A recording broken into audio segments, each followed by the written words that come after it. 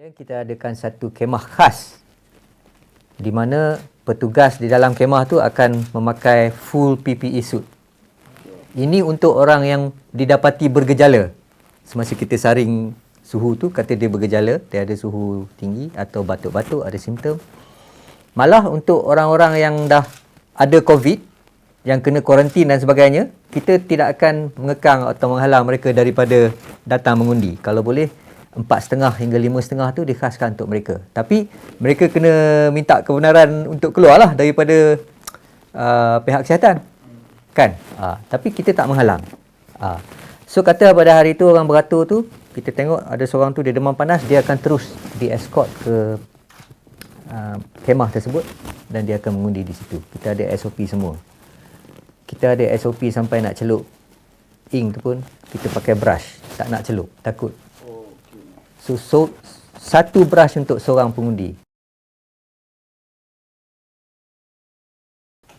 Tapi yang paling penting saya rasa inisiatif yang paling penting dan saya harap dituruti oleh semua pengundi ialah masa mengundi yang digalakkan.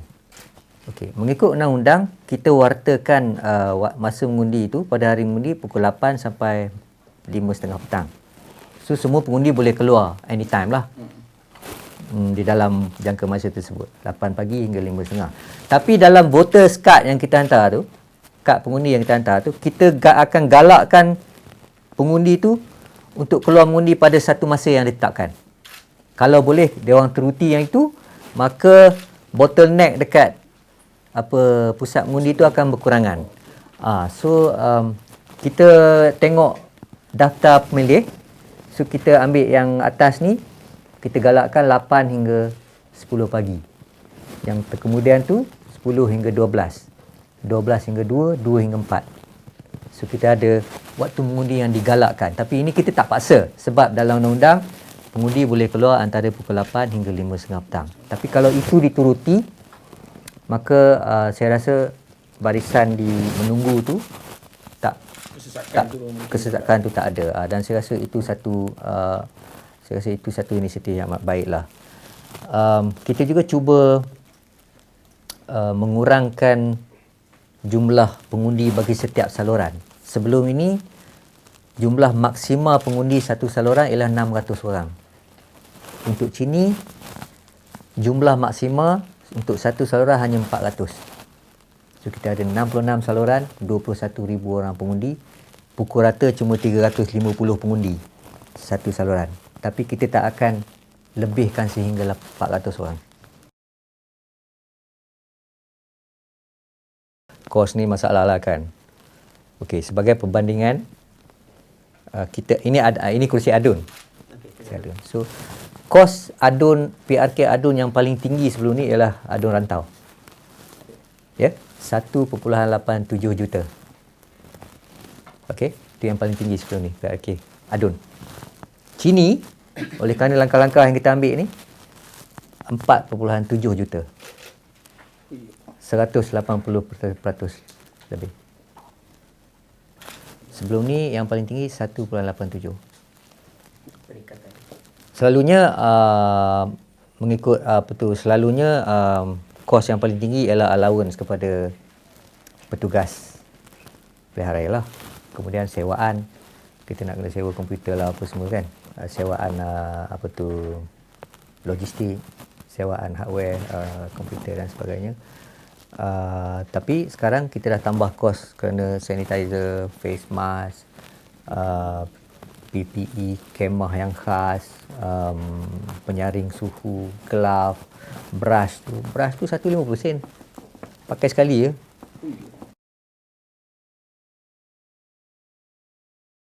Permit perlu diminta dari PDRM. Itu saya mesti tekankan. Sebab ramai orang kata, SPR yang punya hal kempen ni bukan. Dia permit kempen mesti didapati daripada PDRM. Tapi kalau kita tengok PKPP punya syarat ni, dia aktiviti-aktiviti yang menyebabkan terkumpulnya orang ramai tidak dibenarkan. So saya rasa tidak akan dibenarkanlah ceramah-ceramah yang menyebabkan terkumpulnya orang ramai tu. So saya rasa PDRM tidak akan memberi permit lah. So rumah ke rumah pun Saya tak tahu sama ada PDRM akan benarkan atau tidak, tapi saya rasa mungkin tidak dibenarkan lah, saya rasa. Jadi kempen-kempen ini terpaksa dilakukan mengikut norma baru lah, internet, media massa, banner, poster dan sebagainya. Tapi kempen bergerak dibenarkan. So dia pakai mobile tu kan, mobile unit tu dia boleh kempen mengikut mobile unit. Itu di dalam perancangan lah yang nomination day secara online tu. Tapi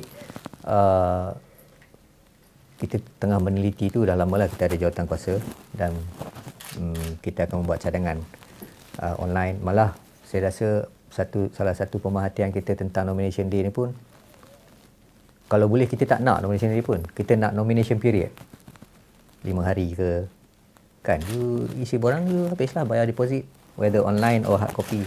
Tapi itu tengah dikaji sedikit lah. Tapi sekarang kita tak boleh buat lagi sebab ini memerlukan pindaan peraturan dan undang-undang. So kita terpaksa lalui banyak proses perundangan lah. Mengenai voting online ni, ya, banyak sekali orang yang menanyakan begitu. Kita telah selama lebih kurang 2 tahun saya di sini, kita telah berlibat urus dengan ramai sekali expert, termasuklah expert antarabangsa mengenai, ialah setengah orang tu kata blockchain bagus, setengah company tu kata dia punya blockchain special untuk pilihan raya. Kita dah tengok semua. Kita tengok juga electronic voting machine yang macam dipakai di India tu, kita dah ada demonstrasi dan sebagainya. So pada waktu ini kita belum selesa dengan tahap security online sebab masih ada dua school of thought. Yang pro blockchain kata memang secure, yang satu lagi school of thought tu dia kata tak, memang boleh hack atau sebagainya. So ini memerlukan pemerhatian yang amat rapi kerana ini merupakan satu perubahan migration dari satu dari satu amalan mengundi hingga satu lagi amalan mengundi. Saya rasa kalaupun kita nak implement online di masa hadapan, kalaupun kita nak mengambil kira kos dan sebagainya dan convenient lah, kesenangan pihak pengundi, kalaupun kita mesti terlebih dahulu mencipta satu budaya teknologi sedikit demi sedikit sehingga tahap comfort tu, orang berasa comfortable dengan teknologi, nombor satu. Kemudian yang paling pentingnya ialah tahap trust tu, kepercayaan dan keyakinan terhadap sistem tu. Kita perlu wujudkan tahap kepercayaan tu sedikit demi sedikit.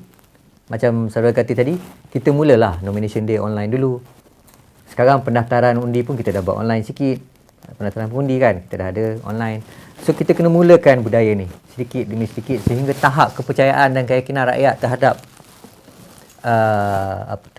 teknologi tersebut tinggi. Baru kita boleh implement online voting. Kalaupun kita nak buat, kita tak boleh kata 2023 atau election ni kita terus, tak boleh. Sebab orang ramai tak faham, belum biasa tahap kepercayaan dia tu. Kalau pilihan raya ni ditakdirkan terpaksa diadakan pada masa COVID tu, maka kosnya akan melambung begitu tinggi. Mesti. Tapi yalah, pihak sekretariat sedang study perkara kos tersebut. Tapi itulah sebagai orang kata guesstimate, kita boleh tengoklah rantau dengan China ni. Tapi sebenarnya kos ni tinggi pun bukan sebab COVID saja, sebab inisiatif-inisiatif kita yang sebelum ni pun kita dah tambah saluran, kita dah provide, kita buat ramp untuk OKU, kerusi wheelchair dan sebagainya untuk kesenangan pengundi. Kita dah tambah macam kita sekarang pergi melawat tempat-tempat mengundi, malah di Kemanis ada sekolah-sekolah tempat mengundi tu di mana dia punya jalan tak elok, kita dah simenkan semua. So sekolah tu yang dapat manfaat, tapi kos kita. So kita buat semua tu. So itu pun sebab inisiatif tu pun kos dah tinggi lah. Sebab of course bila kita tambah saluran, kita perlu lebih ramai petugas, lebih ramai KTM, ketua tempat mengundi dan sebagainya. Kita juga dah adakan pasukan pemantau, pemerhati yang ramai. So oleh kerana inisiatif tu pun memang kos dah tinggi sikit lah, tapi tak setinggi COVID ni lah kan. GE14, kalau tak silap saya, peruntukan yang dibuat ialah dalam 600 juta. Saya selalu kata isunya bukan sama ada kita bersedia atau tidak. Isunya kita mesti buat dalam masa 60 hari dari tarikh pembubaran parlimen. Itu isu dia. So kita kena buat. And kita buatlah. Mengikut peruntukan undang-undang, kita akan buat. Bukan saja yang terbaik, kita mesti jamin perkara itu, pilihan raya itu akan berjalan sehingga selesai.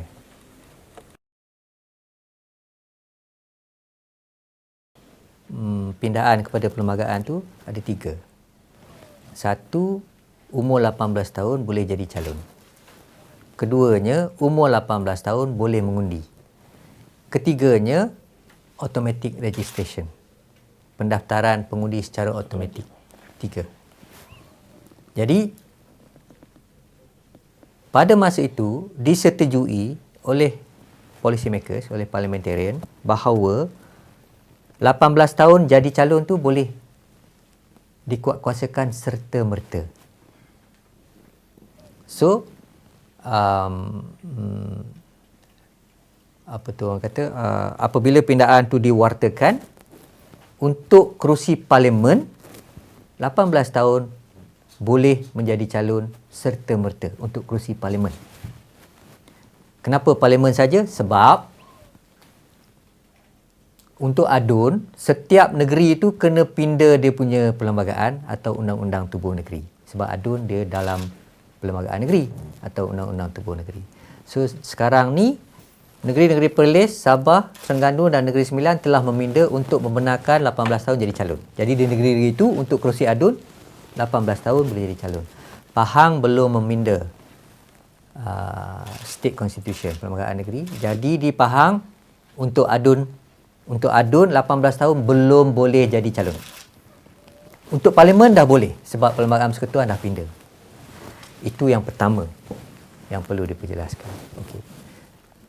Yang kedua ialah 18 tahun boleh mengundi. Ramai orang tanya kenapa perlembagaan dah dipindah tapi masih belum boleh mendaftar sebagai pengundi dan mengundi 18 tahun ni. Okey. Ini sebenarnya ialah kerana persetujuan di parlimen bipartisan ialah 18 tahun jadi pengundi ini dia nak dikuatkuasakan bersama-sama dengan pendaftaran pengundi secara automatik. Dua-dua pindaan ni hendak dikuatkuasakan sekali, bukan satu persatu. Okey. Oleh itu, di pihak SPA, kita perlukan masa untuk menguatkuasakan pendaftaran secara automatik ni sebab kita belum ada sistem. So, sistem tu terpaksalah waktu tu kita kena engage dengan mampu. Kita kena tengoklah macam mana nak buat. Kita kena prepare tender spec. MOF kena keluar tender. Award the tender and then kontraktor yang di-awardkan kerja tu kena buatlah benda tu. So, sekarang tengah buatlah sistem untuk automatic registration ni. Ya. So sekarang semua tu dah dibuat, kontraktor tengah melaksanakan kontrak beliau. Di pihak SPA kita target Jun atau Julai 2021 untuk pendaftaran automatik. Tapi of course kita sedang giat berusaha untuk mengawalkan penguatkuasaan pendaftaran automatik. So, bila kita kuat kuasa pendaftaran automatik, maka pengundi 18 tahun pun akan berkuat kuasa bersekali. Itu sebab sekarang ni 18 tahun masih belum boleh mendaftar dan masih belum boleh mengundi kerana pindaan tersebut belum dikuatkuasakan. kita tak wajibkan mereka mengundi. Cuma pendaftaran mereka sebagai pengundi itu automatik. Tapi dia orang tak ada undang-undang yang memaksa orang mengundi. Ya. Tak ada. So mereka masih boleh tak keluar mengundi. It's okay. Tapi dia orang didaftarkan automatik. Sekarang tak automatik. Sekarang you kena masuk online, fill up the form semua, ataupun manual lah, pergi ambil form kat pejabat pos, pejabat pilihan raya negeri, kena isi semua orang A tu. Bila berkuat kuasa pindaan tu, dia automatik. Dia 18 tahun saja, dia register mengikut IC. So kalau IC tu tak betul lah pendaftaran tu. Oleh itu saya rasa kena ada kempen dulu untuk menyembuhkan kesedaran ni. Matlamat kita lah, kita akan sentiasa bebas. Sebab kalau tak bebas, maka proses pilihan raya tu pun akan, apa orang kata, tak bebas lah. So kalau begitu jadinya, maka proses demokrasi tu kurang elok lah. Kurang elok. Ya. So kita sentiasa berusaha, kita tak akan bagi muka kepada mana-mana pihak. Dan alhamdulillah setakat ini saya belum dapat apa-apa orang kata interference, sama ada dari kerajaan PH yang dahulu ataupun kerajaan Perikatan Nasional yang sekarang. Cabaran yang buat pertama kalinya saya hadapilah, malah pada waktu itu pun ada call daripada setengah pihak, orang pembesar negara nak datang, nak pakai helikopter kerajaan, boleh tak? Saya kata tak boleh lah. So kita cubalah, kan, sebanyak mana yang mungkin. Malah saya rasa Sinar Harian pun boleh ingat bahawa mantan Perdana Menteri Tun Mahathir pada satu hari dia komplain, SPR tak bagi dia guna helikopter tu, terpaksa dia kata, ya saya tak bagi. So terpaksa lah dia sewa yang lain. Saya tak bagi. So bila dua-dua pihak komplain terhadap saya, makna saya okey lah, I'm doing my job lah. Kan? Kalau satu pihak aja duk puji saya, satu pihak duk puji, then there's something wrong kan? My style ni, saya percaya kepada proses engagement. Libat urus. Apa saya nak buat pun saya jumpa dulu, saya cakap dulu. Ataupun bila ada komplain, saya sendiri pergi cakap. Siapa-siapa saja kalau boleh. Ya? So setakat ini, selama ini, oleh kerana proses libat urus tu, saya rasa ahli-ahli politik pun macam ada window of communication dengan saya so far, dari kedua-dua belah pihak, kan. So oleh kerana itu saya rasa saya senanglah berjumpa dengan siapa saja, duduk macam ni, kita discuss elok-elok untuk mencapai solution. So alhamdulillah lah, sama ada Pakatan Harapan ke atau Perikatan Nasional ni, window of communication tu sentiasa terbuka. Dan oleh kerana window of communication tu, maka proses libat urus tu lebih senang lah. Macam di Sabah, Sarawak saya pergi, saya semua bipartisan saya punya libat urus. Dua-dua parti akan datang. Di sini pun super, saya jemput dua-dua parti. NGO pun super, saya akan ada satu hari khas untuk NGO. Student, saya sendiri pergi. UiTM Seremban, UiTM Sabah, USM, So saya rasa oleh sebab itu, proses komunikasi itu lebih senang lah.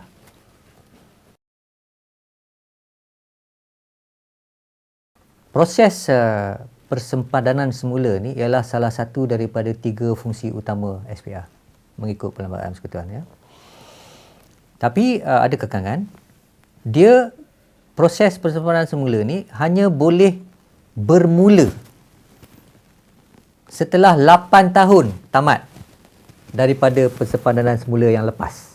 Jadi yang lepas ni ialah Mac 2018.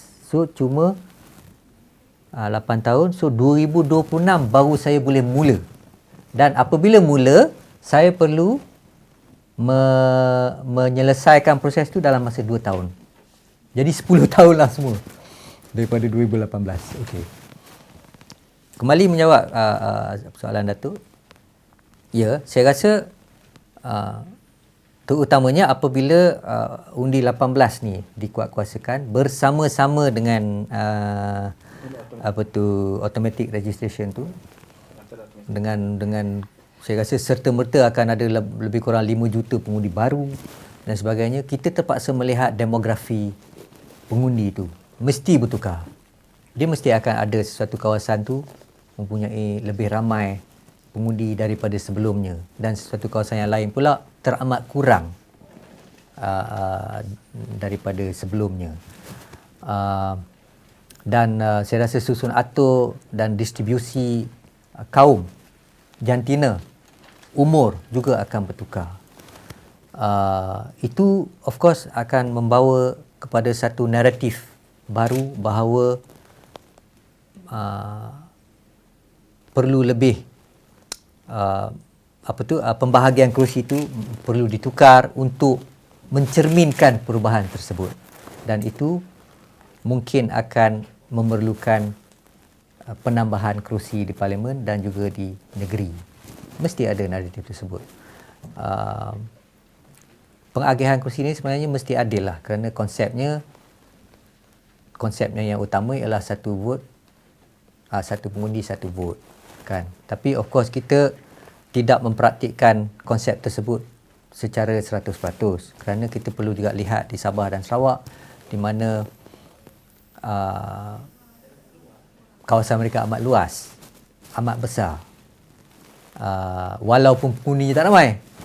Jadi apakah kita akan, walaupun satu kawasan tu sebesar Pahang, penghuninya tak ramai, takkan satu seat, sebab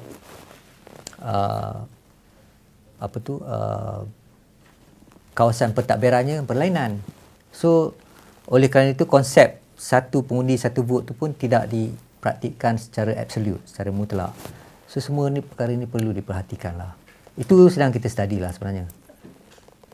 Undi 18 ialah satu peristiwa yang amat bersejarah dalam pindaan perlembagaan dan di dalam prosedur parlimen kita. Kerana 100% undi untuk meminda tiga-tiga provision peruntukan perlembagaan itu diperolehi. So tak mustahil sebenarnya kalau policy makers kita ni, parliamentarian kita, ahli-ahli yang berhormat kita ni duduk bersekali satu meja dan berdiskusi untuk mencapai satu matlamat bagi kebaikan negara. Saya rasa tak mustahil kan. Masalahnya ialah prinsip kepartian tu kadang-kadang tu terlampau kuat kan. So kita mesti ingat dalam parlimen tu kita ada pihak kerajaan dan pihak pembangkang, pihak kerajaan dan pihak opposition dalam bahasa Inggerisnya. Pihak opposition tu dipanggil opposition, bukan opponent. Pihak pembangkang, bukan pihak pelawat. Ya. So kadang-kadang tu terdapatlah satu masa di mana semua perlu duduk dan memikirkan kebaikan negara, dan kalau didapati perlu dan sesuai untuk membuat sesuatu pindaan undang-undang ataupun penggubalan undang-undang baru, maka saya rasa perlulah parliamentarian kita berfikir secara demikian.